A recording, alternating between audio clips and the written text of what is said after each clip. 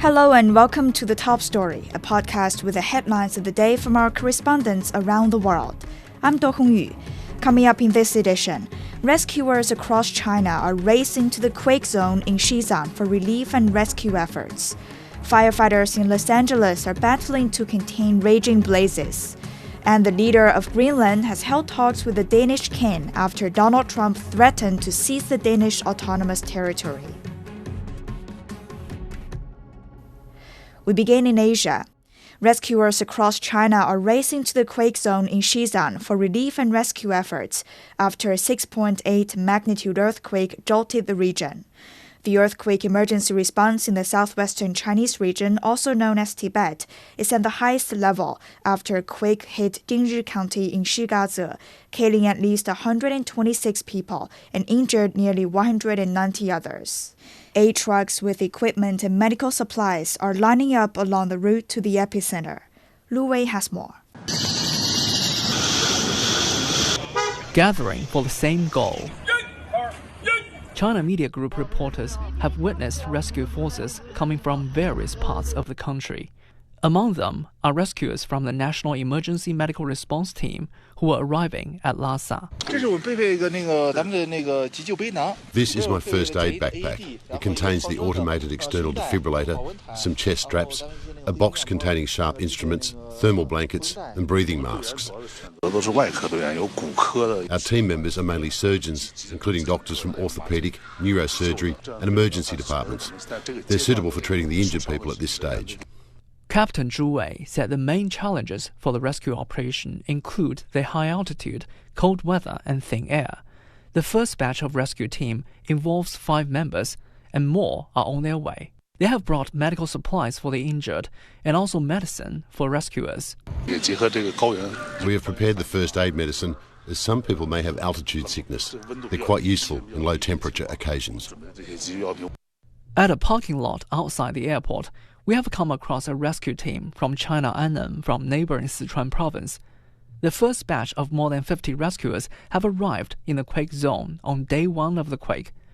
Now, reinforced teams with more than 100 people are arriving with life detectors, laser radar, drones and other rescue equipment.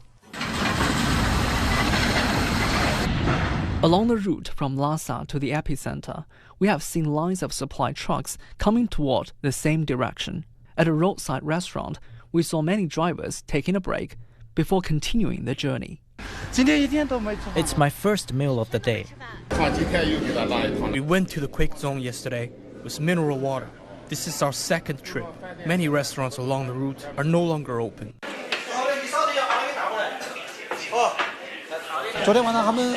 We were still open at 1 a.m. in the morning. Everyone is coping. They are rushing for Dingzhi County. We are also trying to speed up.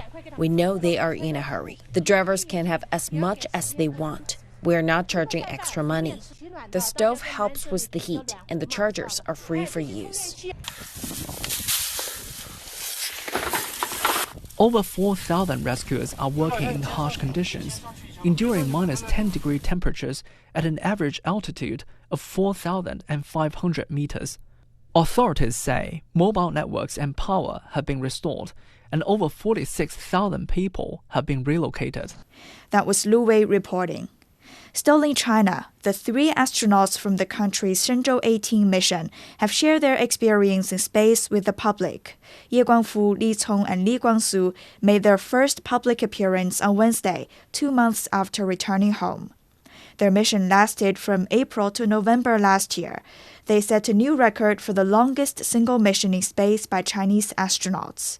Zheng Yibing has more. Here they come, the Shenzhou 18 crew, to share what they have experienced in space and back home. It was the second time for Commander Ye Guangfu to conduct the space mission, changing from the crew member aboard the Shenzhou 13 mission to the commander of the Shenzhou 18 mission.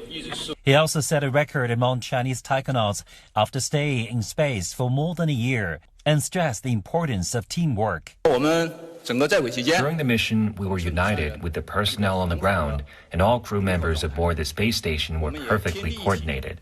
It was just because of this that we smoothly and happily completed a half-a-year space mission, and also jointly created a wonderful and unforgettable flying journey. Li Cong said he's happy that all the wish lists he made before the mission were achieved. He also said he was impressed when meeting others playing an important role in China's space program. The Shenzhou 17 crew passed me the baton in space, as well as their responsibility and expectations. And the meeting with the Shenzhou 19 crew urged me to find a quick way to help them adapt to life in space. Both experiences felt so great. Li Guangsu expressed pride when recalling the dozens of space experiments they managed to successfully complete. What impressed me most was the zebrafish experiment on China's space station. We value the zebrafish not only because they are important for the mission, but also our hopes in space. The way they adapted to space is just like what we did. We hope there could be more experiments and more results to benefit all humans. Now the Shenzhou 18 crew is in the recovery and observation stage. They are currently in a good physical and mental condition. And after the health assessment, they will undergo normal training for future missions. Just like what Commander Ye Guangfu said, every mission is completely new. And no matter how many times they have undertaken a mission to space, they will always join hands with everyone to achieve the goals. That was Zheng Yibing reporting. Moving on to North America, firefighters in Los Angeles are battling to contain raging blazes. They face challenges brought by intense wind and dry weather. The fire has killed 5 people and forced 100,000 residents to evacuate homes. Thousands of structures have burned down. 4 major fires are also burning uncontained at the same time, including one in the Palisades neighborhood. Eddie Stiansan visited the area to find out more. We're in ground zero of the Palisades fire, just a few blocks off of Sunset Boulevard, the famous road that runs into this upscale coastal neighborhood of Palisades. This neighborhood is currently facing active fire. We do see a number of houses down that street that are currently on fire, and although some crews are trying to intervene, we do see similar fires all around us, really, and it seems there are not enough crews to attend the number of fires that we're seeing right now. This fire in particular, the Palisades fire, has been active for more than 24 hours now. Thousands of people had to evacuate this region, and the intense winds that we're experiencing right now, the famous Santa Ana winds, are really what is making this so much more dangerous than some of the other fires. In fact, Palisades fire is not the only one that we're facing right now. The entire city of Los Angeles appears to be besieged by a total of 4 fires. The other major fire, Eaton, is raging just to the north of Pasadena. It claimed 2 lives in the past 24 hours, we understand. And just like this fire, it has also prompted thousands of people to evacuate, and more than 1,000 structures have already been burnt down. Of course, this is quite unprecedented for so many fires to be getting so up close to very residential neighborhoods and essentially go through so much distraction in just a matter of 24 hours. What really is worrying here is that these extreme windy conditions do not appear to be abating anytime so soon, and this fire still remains 0% contained. So officials are warning residents to heed to these mandatory evacuation orders, and they are saying that it could perhaps take more than a few days to contain all of these fires that are currently raging around Los Angeles. That was Eddie Stiansan reporting. Still in the U.S., cold weather is sweeping across the country, affecting electricity and flights. Nisa Soledad Perez has more. An unusual weather pattern has taken hold across much of the United States, where parts of Alaska are currently recording higher temperatures than Florida, according to weather services. In Pensacola, Florida, temperatures dipped below freezing Wednesday morning, plunging to -1 degree Celsius, with wind chills making it feel even colder. Even Miami, typically known for its year-round warmth, is experiencing unusual cold, breaking a 2-year streak of temperatures above 10 degrees Celsius. Nationally, cold weather and freeze alerts stretch from New Mexico in the west to Florida as Arctic air grips the eastern United States. This system follows last week's major winter storm that left several people dead, over 200,000 without power, and disrupted more than 9,000 flights. The nation's capital, Washington, D.C., recorded 18 centimeters of snow, making it the city's biggest snowstorm since 2019. Looking ahead, meteorologists warn of another approaching winter storm, bringing a mix of snow, sleet, and freezing rain to the south, and possibly into the mid-Atlantic. A brutal cold is expected to blanket much of the country, putting power grids and emergency services under severe strain. The situation has sparked concern, reminding some of the devastating winter storm that hit Texas in 2021. That storm left millions without power for days, and scores of deaths were blamed on the state's failed power grid. Right now, we are making sure that our trucks are ready to go, our crews are ready to go, and also putting down an early application of brine on some of our major interstates and highways. And that's going to help us, if all goes as expected, give us a little bit of an advantage of the ice, preventing it from sticking to the roadway initially. So that will help our crews get in there, start breaking up any of the accumulations and clearing roadways. While here in Florida, the atypical cold temperatures are expected to continue for the next 10 days or more. That was Nitsa Soledad Perez reporting. Turning to Africa, Chinese Foreign Minister says the country stands ready to work with Chad to promote the development of the bilateral strategic partnership.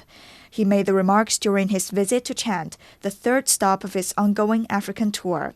Wang Yi has met the country's president, prime minister, and foreign minister. Penina Karibi has more. It was a whirlwind visit by Wang Yi. He was here a maximum of 5 hours. He touched down here in N'Djamena at noon local time, that's 11 GMT. He was received at the airport by Chad's foreign minister, and he headed straight to State House, where he met with Chad's president Idriss Déby Itno. They had a conversation there. Part of the conversation, of course, was what you highlighted. We heard from President Déby Itno saying that China has been a trustworthy friend for Chad, and that it's now a strategic partner for Chad. He said that Chad is appreciative of China's commitment, long-term commitment to Africa's development, and especially Chad. And Wang Yi said that his attendance, of course, contributed to FOCAC being a successful summit. He also said that China is committed to helping Chad. He said that China does not discriminate regardless of a country's size or weaknesses or strength. And he said that China does not support bullying of other countries by some countries. That's what he said. And so he said moving forward, they are going to elevate their relations into strategic relations from bilateral relations. Why this visit was so important, it might have lasted just 5 hours, but it was profoundly impactful and significant, especially for Chad citizens. They were saying China has so far done quite a bit for them as a country. This is a country that is underdeveloped. I've been here several times. Infrastructure is barely existent. Sectors such as energy, water as well, barely existent. And so they are hopeful that these are some of the contributions China will have on them to elevate their lives. There's a lot of expectation here on the ground. They are saying that finally they can see a partner that they say they can trust will be able to help them move forward and progress their country. That was Penina Karibi reporting. Finally, in Europe, the leader of Greenland has held talks with the Danish King in Copenhagen after the U.S. president-elect threatened to seize the Danish autonomous territory. Donald Trump refused to rule out military action over Greenland and warned Denmark of possible tariffs. He cited economic security as his rationale. Many European countries have voiced opposition to Trump's remarks regarding Greenland. Ross Cullen has more from Paris. Article 5 of NATO is an article that many people are widely aware of. An attack on one is attack on all. Something that we might be paying close attention to in the coming weeks, especially as we near the inauguration and in the first couple of weeks after Donald Trump's inauguration. Article 42.7 of the European Union Treaty. If a member state is the victim of armed aggression on its territory, the other member states shall have towards it an obligation of aid and assistance. response by all means in their power.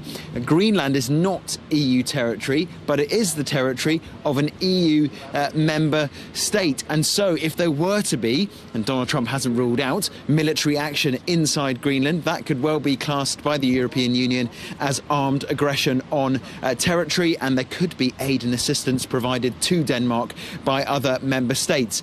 That article has only been used once before by France in the wake of the 2015 terror attacks, acts of armed aggression on the territory of a European Union member state. And so there's that to consider when it comes to Greenland. Overall, we have heard from several politicians about this issue. The French Foreign Minister, Jean-Noël Barrot, has been speaking, and we can listen in now to a little bit more of what he had to say.